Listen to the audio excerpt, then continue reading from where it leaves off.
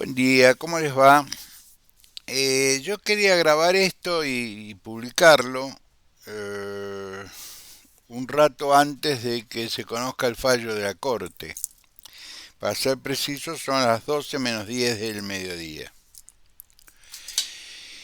Eh, los medios de comunicación, cada uno tiene su opinión. Ayer lo escuché a Pani hablar del silencio o de que la Corte está tratando de mantener blindada su decisión. Que se conoce la lógica del fallo de Rosenkrantz porque ya de alguna manera, como dijimos acá varias veces, lo adelantó en la aceptación del per saltum. Y también comentamos por acá que el profesor Carlos Fay decía que cuando la Corte cambia la jurisprudencia lo tiene que explicar y lo tiene que explicar muy bien. Esta Corte sin Rosenkrantz ya falló en el caso con Buglia, en el mismo caso, es decir, jueces podía pasar un juez de la Cámara Federal al juzgado federal oral, en este caso la Cámara oral, sin mayor trascendencia, sin tener que volver a probar que es juez, ni en el Consejo de la Magistratura y mucho menos frente al Senado. Hice la explicación técnica, cité los artículos, en fin. No pude menos que recordar cuando leía todas estas cosas y veía anoche después del programa, porque yo no veo los programas en directo, los veo después por YouTube. Eh, no pude olvidarme de un fallo que a mí como abogado siempre me llenó de vergüenza, que fue el fallo de la Corte en 1930. Hoy hice un comentario en Twitter, pero lo quiero extender. José Félix de Uriburu le hace un golpe de Estado a Hipólito Yrigoyen, esa famosa foto del capitán Perón arriba del auto, escoltándolo a Uriburu. Y era la primera interrupción constitucional que recibía un gobierno popular desde la ley Sáenz Peña, es decir, de 1912. El argumento era el que usó el periodismo de en ese momento siempre. Está viejo, está tonto, está chocho, el diario de Irigoyen. Irigoyen no estaba gagá, ni senil, ni mucho menos. Simplemente, como era normal en el radicalismo, tocaba intereses que en ese momento era un pecado tocar. Y los conservadores aplaudieron el derrocamiento. Los mismos conservadores que después se convirtieron en peronistas. La historia algún día va a haber que contarla de manera objetiva. Pero yo quería ir al fallo. La Corte tenía en ese momento tres opciones. Renunciar en pleno, oponerse al golpe de Estado por inconstitucional, por ilegal, y bancarse la cárcel que se bancó Hipólito Yrigoyen y luego Marcelo Torcuato Alvear por solidaridad, o hacer lo que hizo, que fue crear una doctrina que fue lo peor que le pudo pasar a Argentina en su historia y que fue comentada en su momento por los países civilizados. Hay una nota que yo voy a buscar que escribió un señor Edward Johnson, que era el relator de la Suprema Corte de Justicia de los Estados Unidos, donde decía una cosa más o menos así: si queremos un ejemplo de vergüenza, lean esto. Y ponía la transcripción de la acordada de la Corte. Le dio continuidad jurídica al Estado, es decir, que el Estado y el gobierno eran dos cosas distintas. El Estado podía continuar independientemente de que si el gobierno era legítimo o era ilegítimo, lo que para una mente civilizada es una enorme contradicción, porque Estado es, en la mayoría de las definiciones que son aceptadas, la sociedad jurídicamente organizada. Es decir, que para que haya Estado tiene que haber ley. Y para que la ley es la Constitución. Entonces no puede haber Estado si un grupo se arroga la representación popular, vulnera la ley, vulnera la Constitución y se alza con el poder político. Eso arrastró a Argentina hasta 1983 a una catarata de situaciones desagradables, gobiernos débiles, golpes de Estado. Cualquiera se sentía con uniforme con derecho a interrumpir la decisión popular por una simple y elemental razón. La Corte le había dado la razón cuando hablaba de la continuidad jurídica del Estado. ¿Por qué hablo de esto? Porque hoy la Corte puede repetir lo de 1930 o alzarse sobre su responsabilidad y decir, no, pará, acá vamos a poner un límite. Encima tienen la suerte de ya tener una acordada escrita por ellos, donde dice, este es el límite. Hoy la Corte puede estar a derecho y decir, nosotros somos un poder independiente y decidimos desde el derecho, no desde el interés político. Y puede hacerlo de manera jurídicamente clara, es decir, estos 3 jueces se quedan, se interrumpe la subrogación, pero esto es derecho adquirido, ya estaban, se quedan. Se interrumpe en este momento la subrogación, no se subroga más. Y simultáneamente ponerse a tratar el tema de fondo, que es el tema del Consejo de la Magistratura y su composición.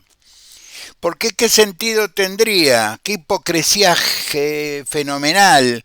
Es decir, se quedan por ahora, pero después tienen que volver al matadero. Es decir, tienen que volver a un Consejo de Magistratura manejado por el kirchnerismo y sus asociados, para luego terminar en el Senado manejado por el kirchnerismo. ¿Qué le dejan a los jueces? ¿Qué posibilidad le dejan? La renuncia. Por eso yo quería hacer este comentario antes.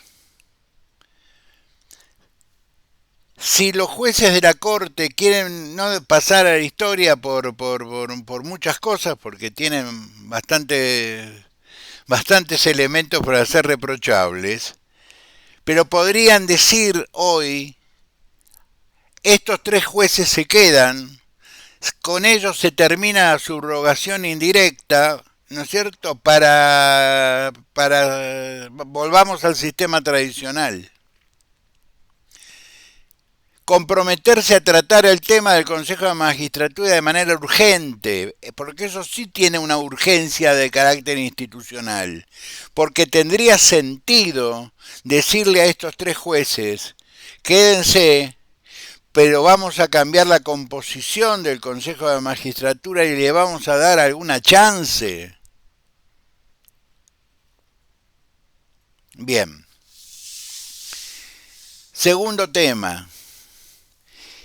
No se entiende, si seguimos a los medios, cosa que yo siempre recomiendo no hay que hacer, no se entiende que el 22 de octubre el pleno de los senadores de Juntos por el Cambio dijeran 2/3 y Rafecas no, y ahora es una ex diputada, una ex vicegobernadora y 3 o 4 diputados sostengan lo contrario.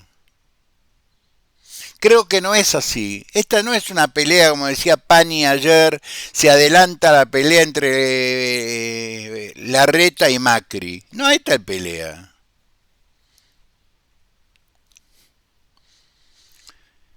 No hay tal pelea primero porque están en categorías diferentes, amigo Pani. Gracias por estar. Están en categorías diferentes. Uno fue presidente de la nación y el otro es un intendente. Está bien, jefe de gobierno, porque en la soberbia típica del porteño, nací en la capital y eso soy, no podemos ser una intendencia, tenemos que ser otra cosa. Somos una intendencia, a todos efectos. Aunque a los concejales los llamemos diputados y al intendente jefe de gobierno. Pero bueno, no importa, no voy a hacer esa discusión. Siempre me pareció un disparate el concepto. Inclusive armarle una constitución. Deberían haber funcionado con un reglamento, como la ley orgánica municipal. En la provincia de Buenos Aires y hubiéramos tenido los mismos resultados. Pero no hay equivalencias políticas. ¿Entienden lo que les quiero decir? Y aparte falta un montón. Hay que ganar el 2021, hay que tratar de ver cómo deja el gobierno en el 2022, cómo está el gobierno en el 2022. Hay tantas cosas para esperar que adelantar una discusión que en realidad tampoco existe. Porque vamos a ser sinceros, están, vuelvo a repetir, en categorías diferentes. Y aparte la prensa trata este tema como si no existiera nadie. Existe la Unión Cívica Radical, que va a decir, mire, discúlpeme muchachos, yo tengo todo el derecho del mundo de opinar, y si queremos mantener la unidad, como todos queremos mantener la unidad, hay que escucharlos a todos. Pero cuando te martillan en la cabeza todo el día con el tema, con el mismo tema, reduciéndolo al problema del PRO, como si fuera el problema del espacio completo de Juntos por el Cambio, lo que lográs es que la gente se enoje. Hace unas horas me hablaba un correligionario jujeño y me dice, nosotros no existimos. Sí, le contesto, porque existimos, nos ignoran. Ahora, lo que tenemos que hacer es existir un poco más, así no nos ignoran. Somos más, pero porque somos más nos ignoran. Y el hecho de que no hablen de nosotros no quiere decir que no existamos. Para ir redondeando. La Corte tiene una oportunidad. No creo que la aproveche. Ojalá me equivoque. Ojalá me equivoque. Tiene la oportunidad de decir, se quedan estos tres jueces por el concepto del derecho adquirido. Ya están ahí. Y no tienen que volver al Senado a pedir permiso. O a que sus pliegos sean analizados por el grupo de verdugos. Era mandar a Luis XVI a hablar con Robespierre.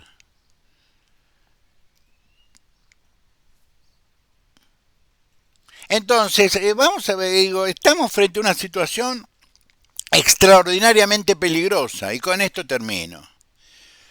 ¿Qué empresa, qué país, qué argentino medianamente sensato pone una moneda en este país, clava una moneda en este país, abre una fábrica, ¿eh? Si tiene una corte que cambia su propia doctrina por conveniencias de carácter político? Porque otra razón no hay. O porque los carpetearon. Vamos a decir las cosas como son. No hay razón jurídica para modificar la acordada 7 y 8. No hay razón jurídica. La podés encontrar porque hay una cosa maravillosa del derecho que vos podés decir cualquier cosa y siempre vas a encontrar ese viejo concepto de la mitad de la biblioteca dice una cosa, la mitad de la biblioteca dice otra. En este caso, la mitad de la biblioteca habla de derecho y la otra mitad de la biblioteca es una gran incógnita. ¿Cuál es la razón profunda por la cual la mayoría automática más Elena se sumarían al disparate?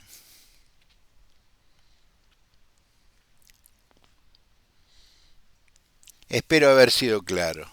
Espero confundirme, espero equivocarme y si la Corte actúa en derecho, mañana seré el primero en decir, los felicito, me siento orgulloso de tener el mismo título con ustedes. Ojalá así sea. Les mando un abrazo, suerte. Me parece que está, pese a los deseos de la mayoría de la prensa independiente, por lo que me dijo un amigo mío con el cual chateé hace un rato, me parece que el Peluquín estaría ganando la elección, pero tampoco me quiero meter. Les mando un abrazo.